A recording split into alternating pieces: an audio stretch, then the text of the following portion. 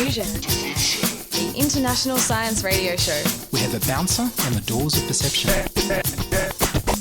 The good, the bad, the ugly. It gets pretty exciting. The myths, the truths. Toxicology. Astroseismology. Magnetism. The dark side. Genetically engineered potatoes. Planetoid. I love that word. Hello and welcome to Diffusion. Sit back and relax while we inject weird and wonderful science directly into your genes. I'm Ian Woolf. On this special edition, we visit the March for Science in Sydney and hear from public health expert Simon Chapman, science presenter Jonica Newby, and several of the people marching.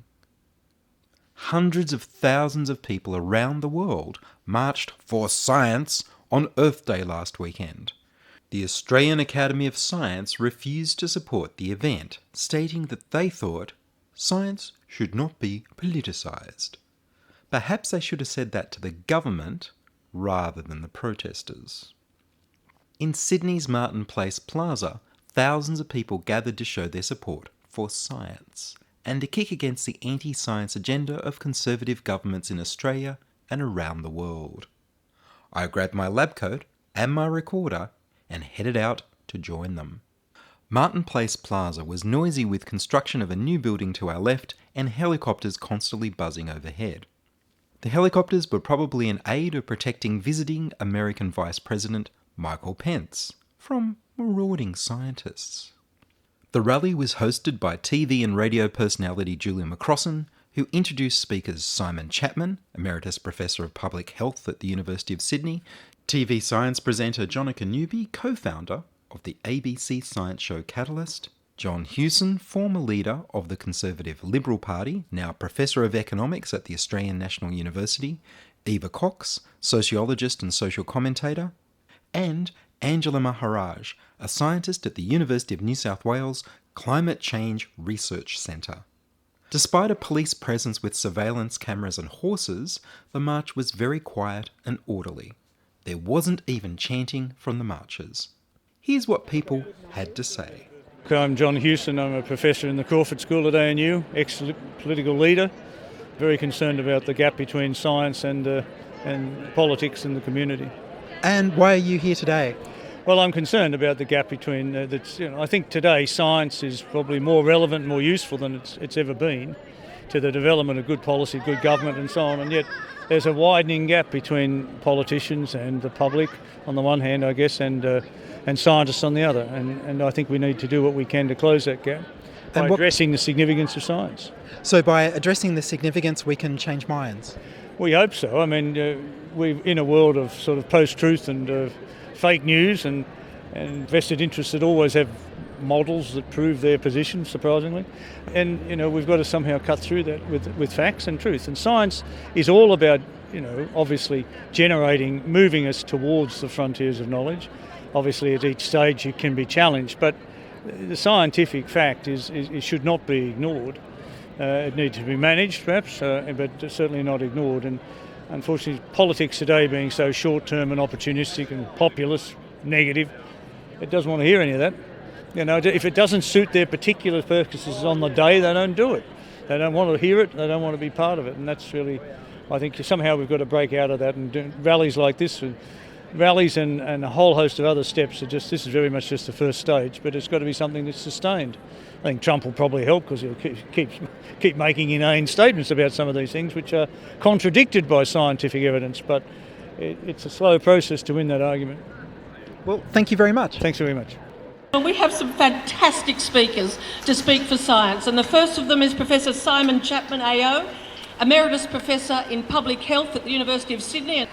But I would like to welcome Simon Chapman, whom I'm sure you realise, I love noise, has done more.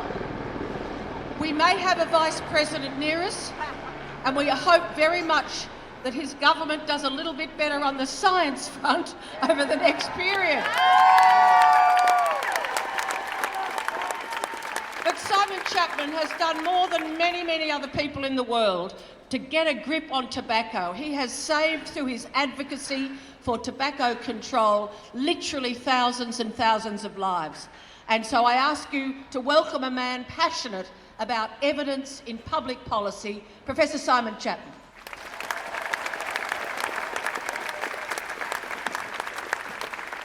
Good afternoon, Sydney. As you know, there are an estimated over 500 meetings like this being held in approximately 53 countries around the world today. So, a big shout out. Sydney for science!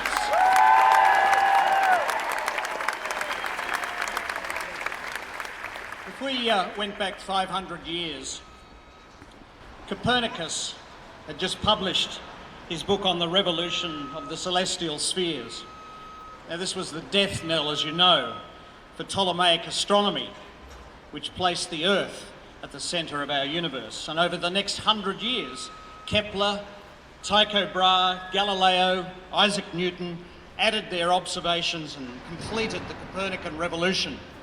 And during that time, Galileo was, of course, tried and put under house arrest for the rest of his life by the Roman Catholic Inquisition for his heresy that the Earth moved around the sun. Now, the science had nothing to do with it. His conclusion was simply unacceptable to those in power. So 500 years later, today we see the new inquisitor, Trump, in charge of the world's most powerful nation.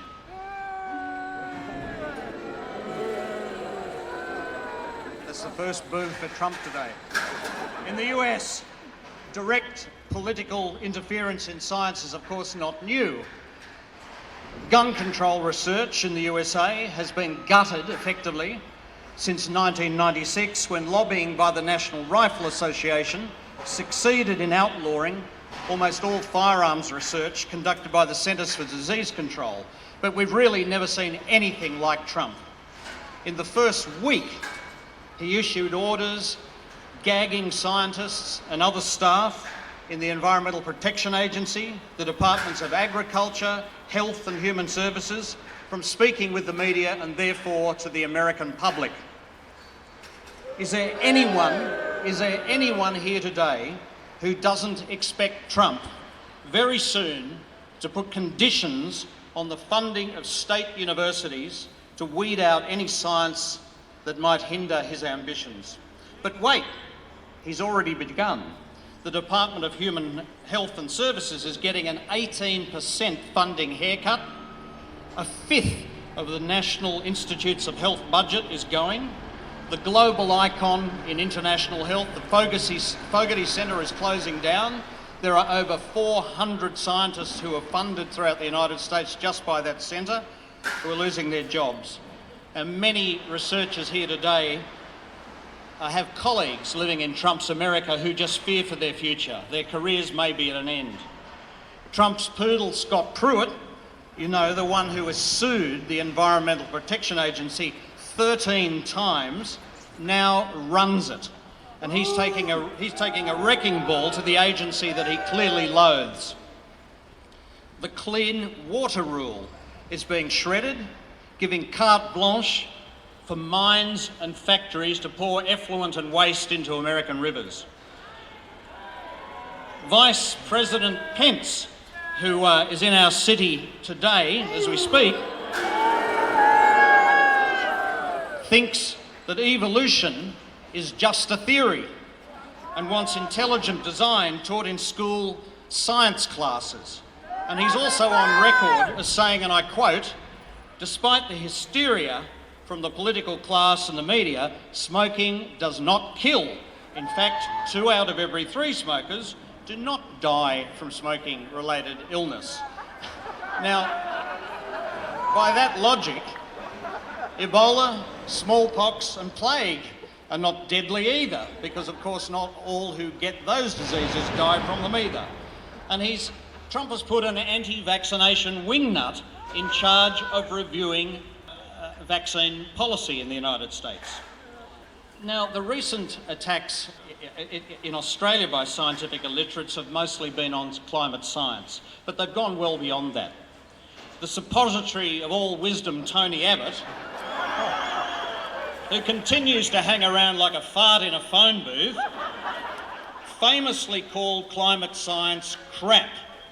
And he attempted to gut the CSIRO, he has abolished the National Preventive Health Agency before he was so rudely interrupted, was working his way through the Institute of Public Affairs list of 75 policies that they want scrapped.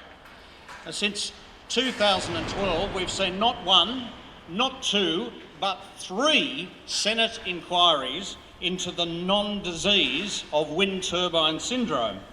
The NHMRC was pressured to quarantine funds to fund this nonsense, and after all this, the Wind Farm Commissioner, who issued his first annual report just a week or so ago, needed to negotiate the resolution of just 4 complaints. So I think if we elect these clowns, we've got to expect a circus, and we're getting one. The Australian Academy of Science has disappointingly declined to endorse today's march. It says in an email that many of you will have seen that Australia is not like the USA and science should not be politicised. But hello, science is being politicised, and it's being politicised by Australian politicians who are attacking it, seeking to weaken areas that threaten ideologies of untrammelled growth and short-term profits.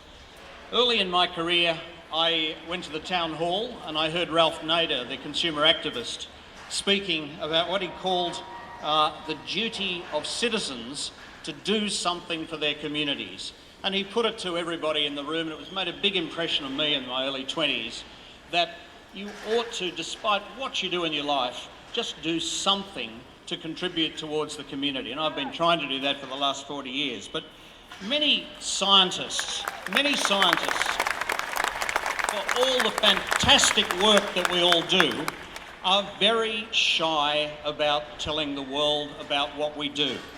So I'd like to appropriate Ralph Nader's, mission for us all and say, if you're a scientist, if you're doing fantastic work, if you're doing work that's important for the future of humanity and our planet, please make it your citizens' duty to get out there and write for the public about it, to speak to the media about it, to speak to community groups about it, to write to your politicians, to attend meetings like this. Thank you very much. You're listening to Ian Woolf on Diffusion Science Radio. Send emails to science@diffusionradio.com. We're brought to you across Australia on the Community Radio Network and podcast over the internet on www.diffusionradio.com. So my name's Mike Hall. I live on the northern beaches of Sydney on Scotland Island. So why are you marching today? Well, I'm very concerned that we've lost the plot and that we've got some people in power who are ignoring some really basic science, and that's a real worry. And I think as citizens we need to stand up and be counted for what matters. And science has really achieved some amazing things, and when you have politicians gaining power who are ignoring science, it's a real concern. So basically you'd like to see some evidence-based policy. That would be good.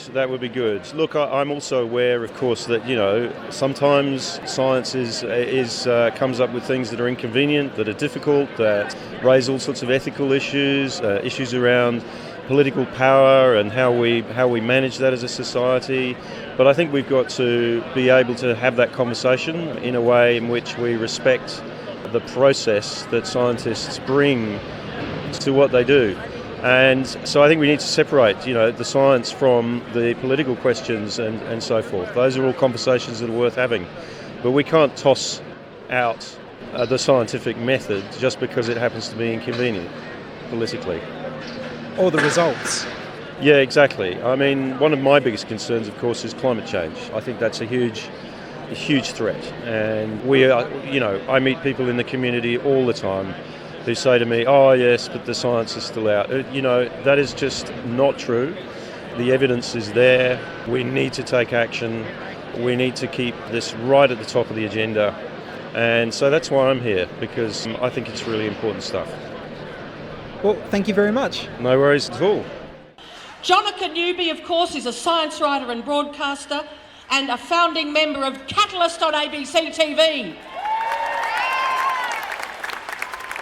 She was also the presenter of the ABC TV series The Animal Attraction, which was all about the domestication of pets, and she's written a book of the same name.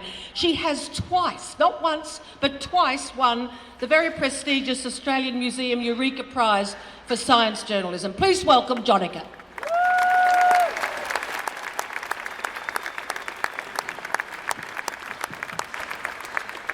Well, given all that, it may surprise you to hear that when I was a child, I wouldn't have said I had a particular aptitude for science. To me, it was simply part of being educated. You did humanities, you did sciences. It never occurred to me not to include science, because how else do you find out about shit? And everyone I meet has an interest in science. What to eat, how to exercise, the best ways to deal with cancer, why people think the way they do. These are all questions best engaged with through science, not because scientists know best. It's simply because, as you all know, science is a method, not a tablet set in stone. It's a way of gathering and testing ideas and evidence to find the truth.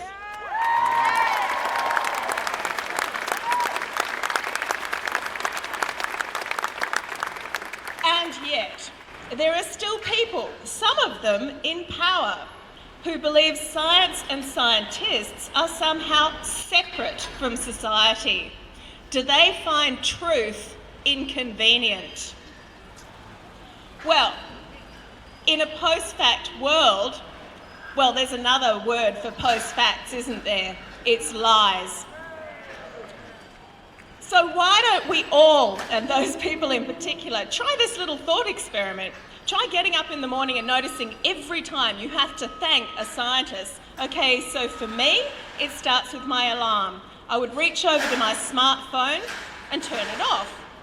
Thank you, smartphone, for being clever enough to go to the right time zone no matter where I am. Thank you to all the satellites and the rocket scientists who develop them so they can bounce that useful information into my phone. I swing over to get up out of bed. Oh, cool, my legs actually work. Thank you, scientists who turned me into a cyborg by inventing the titanium artificial disc I have inserted in my spine to solve crippling back pain. I get dressed. I get dressed. Thank you to all the people who invented those really nice stretchy fibres so I don't ever have to iron my clothes. Thank you to toothpaste inventors. I get to keep my teeth, hopefully, into old age.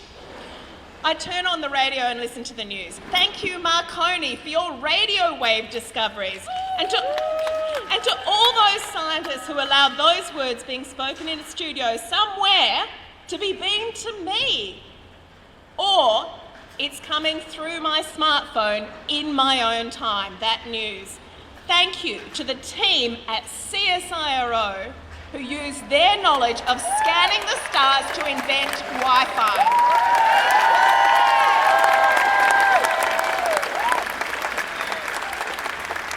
And you know it, but let's reflect on that. It took years for a team of star scientists to invent Wi-Fi while they had ongoing research support. Now, bloody hell, how many scientists have I had to thank? And I've only been awake 10 minutes. The point is obvious. There is not a part of our lives that does not depend on the ongoing work of science and scientists. The pace of change is extraordinary. If we don't have some understanding of it, it can overwhelm us. So how then has the war on science advanced so far? How do we get to a world where if you say an untruth often enough and loud enough, e.g. climate change is a hoax, people will believe you, even to the point of denying what they can see with their own eyes? Is gravity a hoax? Is DNA a hoax? Is Trump, damn it, a hoax? And I am going to talk briefly about climate change because it has been attempts to suppress discussion of this existential threat that triggered the March for Science movement worldwide. Now, I could point to extreme weather, I could point to the increasing frequency of floods, I could point to the fact that our coral reefs are already showing signs that are going to be gone in 50 years. But I can give you a really simple example of how our world is changing. I can see it with my own eyes. I'm a skier, and I'm watching firsthand the snow disappearing. A little story, I was in Japan for the first time earlier this year skiing, a little treat to myself after Catalyst got slightly rearranged, shall we say. And it was my first time there. I was expecting to see lots of Australians. Yes, they were all there. They shared their Vegemite around. And what surprised me, though, was all these Europeans turning up. There were Swiss people and Finns and Germans and Norwegians. And I even skied with a couple of Austrian ski instructors on holiday. What were Austrian ski instructors doing taking a holiday in Japan in the middle of the ski season in Europe? The answer was simple. They were coming to look for snow. Now, losing a ski slope might seem like a first world problem, but what about all the major rivers that supply billions of people with food from agriculture those rivers rely on snow melt? We all know if we're going to have any chance of riding the coming waves of change, it will be science and technology that will give us solutions. Science and technology that will help our economy surf the change, surf the transitions, rather than drown. But science and technology require public support and political will, genuine and sustained support for education and discovery and seeking truth, not just lip service. But won't the private sector do science? Well, the truth is the private sector isn't set up for the kind of science that brings game-changing scientific breakthroughs, like Wi-Fi. The private sector is set up to take full advantage of those breakthroughs. It's a symbiotic relationship. For example, here is a smartphone, synonymous with Steve Jobs and private enterprise. This smartphone was a bringing together of 7 different technologies, none of which were invented by business, all of which were developed by public-funded organisations and universities.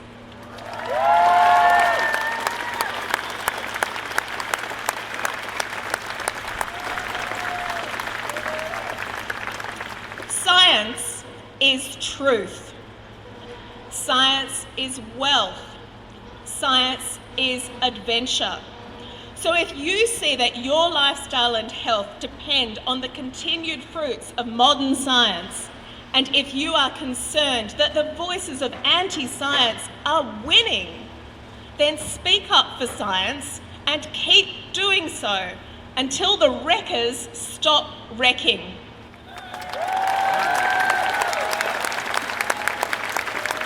My name is Angie. I'm a PhD candidate at the University of New South Wales. And why are you marching today? I'm marching because I love science, and of course that biases me. But I also think that science can help people, even if they're not particularly interested in science. I think it's important for them to know that it can help them, and it does help them every day. It helps the people that they love, and it can help the environment and the planet that they live on. So I just want to communicate that. What do you think is the next step after marching? That's a very good question. It's something which has, I think, held a lot of people back from coming today, is the thought that, well, look, what do marches accomplish? But if you want to apply some science to this and use an analogy, evolutionary biology happens in very small increments over incredibly long periods of time. And so it just means we keep building those little pieces every day and we persist at it. So this is a good little leap forward, but it's each individual action. So communicating to podcasts and airing your own podcast, talking to your family members and talking to your community, and being open to being engaged by other people. Thank you very much. No worries, all the best. And that's all from us this week on Diffusion. I'll have John Hewson's speech and more interviews from the March for Science next week. And a special thank you this week to the very generous donation by Joanna from Sydney. Would you like to hear your voice on radio? Go to the website and click the tab on the right to send a voicemail to be played on air. We need more people contributing stories to Diffusion.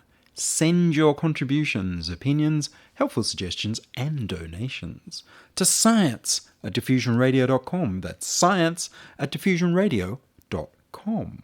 Please do send me an email so I know you're listening and you'd like to hear more episodes. Please like the Diffusion Science Radio page on Facebook and rate us on iTunes. Tell your friends. Follow me on Twitter @Ian Woolf. Support the show at patreon.com/Diffusion Radio. Checking production was Charles Willock.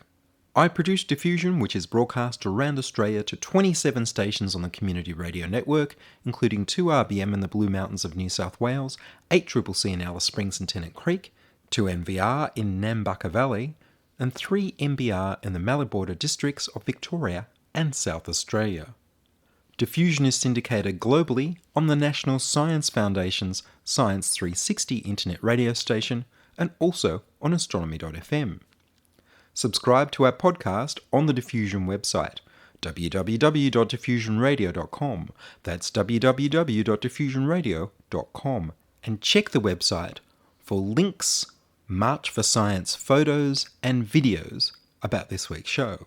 If you enjoyed the show, you can explore more than 900 previous episodes archived on diffusionradio.com, where the shows are labelled by keywords so you can focus in on the stories you want to hear. Subscribe to the Diffusion YouTube channel at youtube.com/c/diffusionradio. I'm Ian Woolf. Join us inside your audio device of choice for more science wondering next week on Diffusion Science Radio.